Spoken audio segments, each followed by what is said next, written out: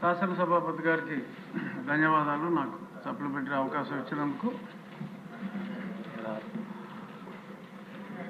ఈ మంత్రివర్యులు ఇంకెంతంత ధనం అవసరమో వివరంగా చెప్పడం జరిగింది. నేను దాని గురించి ప్రస్తావించకుండా నేను ఒక క్వశ్చన్ ఏంటంటే, క్రీడలు అనేది చాలా అవసరం విద్యార్థులకి.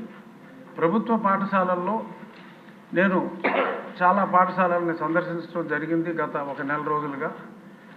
మంచి ప్రాంగణాలు, 1 ఎకరం మొదలుకొని 5-6 ఎకరాలు వరకు కూడా క్రీడా ప్రాంగణాలు ఉన్న జిల్లా పరిషత్ పాఠశాలలో నా నియోజకవర్గం, ఉండి నియోజకవర్గంలోనే సుమారు 35 ఉన్నాయి.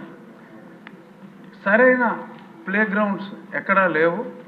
సో కాబట్టి ఆ ప్లే గ్రౌండ్స్ క్రియేట్ చేసి పిల్లల్లో ఒక క్రీడా స్ఫూర్తి, అంతసేపు పరీక్షలు, మార్కులు రాకపోతే ఆత్మహత్యలు ఇటువంటివి కాకుండా ప్రతిరోజు ఫిజికల్ డైరెక్టర్స్ ఉన్నారు, వాళ్ళకి పని లేదు.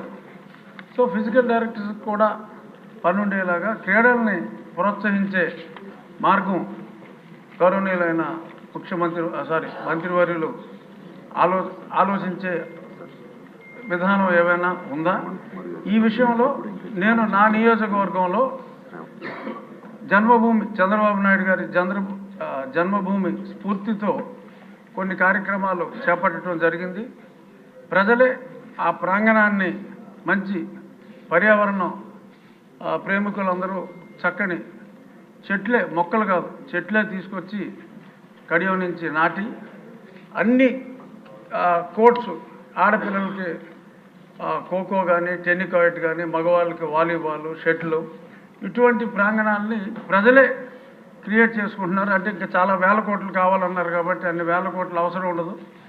ఆ మధ్య పవన్ కళ్యాణ్ గారు ఆయనతో టీ తాగితే కూడా ఒక ఫండ్ రైజింగ్ పెట్టారు. అలాగే లోకేష్ గారితో అరకు కాఫీ తాగడానికి కూడా చాలామంది ముందుకు వస్తారు. సో ఆయన అలాంటి కార్యక్రమం ఏదైనా పెట్టే ఉద్దేశం ఉందా అని క్వశ్చన్ రూపంలో అడుగుతూ, ఆయన స్ఫూర్తితో చాలామంది ఈ స్కూల్స్లో ఈ క్రీడల డెవలప్మెంట్కి అంత తొందరగా బెల్లకొట్టేవచ్చు సార్. అని అంత సమయం తీసుకోవాలి. లేదు, అనుబంధం జస్ట్ అయిపోవచ్చు సార్.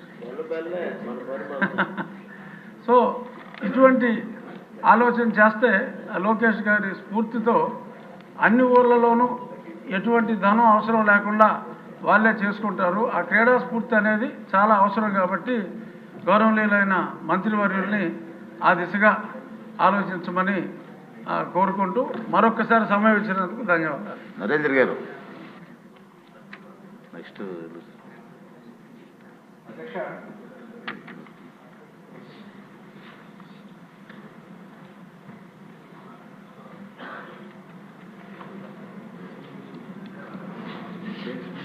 అధ్యక్ష, గౌరవ మంత్రి గారి సమాధానం ఒకసారి చూస్తే అధ్యక్ష, గత ప్రభుత్వంలో ఫేజ్ 1 కానివ్వండి, ఫేజ్ 2 కానీ దాదాపు 9,000 కోట్ల రూపాయల దాకా ఫేజ్ 1, ఫేజ్ 2 కింద ఖర్చు పెట్టడం జరిగింది అధ్యక్ష.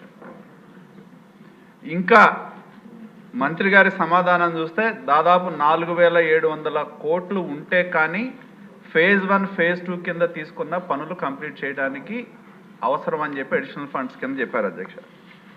నేను కోరేది ఏంటంటే, దీనిలో ముఖ్యంగా ఇదేంటంటే నాడు నేడు అని చెప్పి గత ప్రభుత్వం ఏదో అద్భుతాలు జరిగినట్టు ప్రచారం చేసుకున్నారు. కానీ నాడు నేడు పేరు మీద పెద్ద ఎత్తున ఈ రాష్ట్రంలో దోపిడీ జరిగిందనేది వాస్తవం అధ్యక్ష. సెంట్రల్ ప్రొక్యూర్మెంట్ పేరు మీద టెండర్లు పిలిచి స్థానికంగా కావాల్సిన ఫర్నిచర్ కావచ్చు, కొన్ని ఎలక్ట్రిసిటీ కావచ్చు, కొన్ని అంశాలని సెంట్రల్ ప్రొక్యూర్మెంట్లో తీసుకొచ్చి వాళ్ళకు కావాల్సిన వాళ్ళకి టెండర్లు ఖర్చు పెట్టడం ఒక ఎత్తు. రెండోది అధ్యక్ష, ఇందాక చెప్పినట్టు ఏదైతే ఫేజ్ 1 కింద తీసుకున్న స్కూల్స్లో దాదాపు ఫేజ్ 1 కింద 15,000 స్కూల్స్ తీసుకున్నారు, ఫేజ్ 2 కింద 22,000 స్కూల్స్ తీసుకున్నారు అధ్యక్ష. మా దగ్గర మేము పొన్నూరు మున్సిపాలిటీలో ఈ పనులు పరిశీలిస్తే అధ్యక్ష, అసలు పనులు చేయకుండానే డబ్బులు డ్రా చేశారు. పాత టాయిలెట్లు ఉంటే మేము ఒక 5 స్కూల్స్ పొన్నూరు మున్సిపాలిటీలో విజిట్ చేశాం అధ్యక్ష. 18 లక్షల రూపాయలు రిపేర్ల కోసం పెట్టి 28 లక్షల రూపాయలు ఆ 28 లక్షల రూపాయలు పనులు చేయకుండా డబ్బులు డ్రా చేయడం జరిగింది శ్రీరామ మున్సిపల్ హై స్కూల్లో. పాత వాటికే రంగులేశారు, పాత టాయిలెట్లనే కట్టినట్టు చూపెట్టారు, 28 లక్షలు డబ్బులు డ్రా చేశారు. వీళ్ళు ఎంచుకున్న మార్గం ఏంటి అధ్యక్ష? స్కూల్ స్థాయిలో పేరెంట్స్ కమిటీ అని చెప్తారు, హెడ్ మాస్టర్ను బాధ్యులను చేస్తారు. వీళ్ళని పెట్టి వాళ్ళకు కావాల్సిన వైకాపా నాయకులు రాష్ట్రంలో పెద్ద నాయకులు దోచుకుంటే ఇవాళ పట్టణంలో కానీ మండలాల్లో కానీ అక్కడున్న వైకాపా నాయకులు స్కూళ్ళు పంచుకొని ఇష్టారాజ్యంగా పనులు చేయకుండా డబ్బులు డ్రా చేశారు. రెండోది అధ్యక్ష, గ్రనైట్. అసలు గ్రనైట్ ఎవరు అడిగారు? స్కూల్స్లో బాగున్న ఫ్లోరింగులను లేపేసి నాపరాయి, మనం పాత రోజుల్లో మనందరం నాపరాయి ఫ్లోరింగ్స్ ఉండేవి, ఆ నాపరాయి ఫ్లోరింగ్లన్నీ తీసేసి గ్రనైట్ రాయి కొనాలని చెప్పి ఆ గ్రనైట్ రాయిని మార్కెట్ కంటే ఎక్కువ ధరకి కొని అవసరం లేకపోయినా కూడా బాగున్న ఫ్లోరింగులను తీసేసి గ్రనైట్ రాయి వేశారు. అలాగే ఇసుక అధ్యక్ష, ఇదో పెద్ద దోపిడీ. గవర్నమెంట్ పనులకి ఇసుక ఉచితం అని చెప్పి వాటిని తోలినట్టు చూపెట్టి ఎవరైతే ఇసుక కాంట్రాక్టర్లు ఉన్నారో వాళ్ళకి ఇక్కడ ఎక్కువ బిల్లులు చూపెట్టి మినహాయింపునిచ్చారు, కొంత బయట మార్కెట్లో అమ్ముకున్నారు. కాబట్టి నేను కోరేది ఏంటంటే గౌరవ మంత్రి గారిని, ఈ పనుల పేరు మీద నాడు నేడు పన్ను మీద అధ్యక్ష ఎంత ఘోరం అంటే, మేము ఆ రోజు కలెక్టర్కి ఇచ్చాం, అలాగే స్కూల్ ఎడ్యుకేషన్ ప్రిన్సిపల్ సెక్రటరీ పంపించాం. అలాగే ఇవాళ ఎంత ఘోరంగా టాయిలెట్లు ఉన్నాయంటే పనులు చేసిన తర్వాత కూడా ఘోరాతి ఘోరంగా ఉన్నాయి. దీని మీద సమగ్రమైన విచారణ జరగాల్సిన అవసరం ఉంది. నేను గౌరవ మంత్రి గారిని కోరేది, మీరు విజిలెన్స్ విచారణకు ఆదేశిస్తారా, ఏ మోడ్లో విచారణ చేస్తారనేది ఒకటి నిర్ణయం తీసుకోండి. నాడు నేడు పేరు మీద స్కూలు పిల్లలు, పేద పిల్లలు చదువుకోవాల్సిన స్కూల్స్కి సంబంధించిన డబ్బుల్ని వైకాపా నాయకులు పెద్దలు పెద్ద ఎత్తున దోపిడీ చేశారు. కాబట్టి దీని మీద సమగ్రమైన విచారణ చేయాల్సిన అవసరం ఉంది. వాటి పేరు మీద మొదలుపెట్టిన స్కూల్ బిల్డింగ్స్ కూడా ఇప్పుడు ఆగిపోయినాయి అధ్యక్ష. ఏం చేయాలో అర్థం కావట్లా. వాటిని సగం కట్టారు, డబ్బులు డ్రా చేశారు, నాయకులు డబ్బులు తీసుకొని వెళ్ళారు, అవి మొండిగోడలాగా మిగిలిపోయినాయి. కాబట్టి స్కూల్ అవసరాల మేరకు వాటిని ఏ విధంగా పూర్తి చేస్తారో కూడా గౌరవ మంత్రి గారు చెప్పవలసిందిగా నేను కోరుతా ఉన్నా అధ్యక్ష. నెక్స్ట్ అండి, ఏలూరు సాంబశివరావు గారు, సిగ్నేటరీ. Thank you sir. ఇప్పటి వరకు సభ్యులందరూ కూడా ఈ నాడు నేడు స్కీమ్ మీద వారి యొక్క అభిప్రాయాలు తెలియజేశారు సార్. వాస్తవంగా ఈ స్కీమ్ అనేది గత ప్రభుత్వం కేవలం ప్రచార ఆర్భాటాలకి ఉపయోగించుకుంది.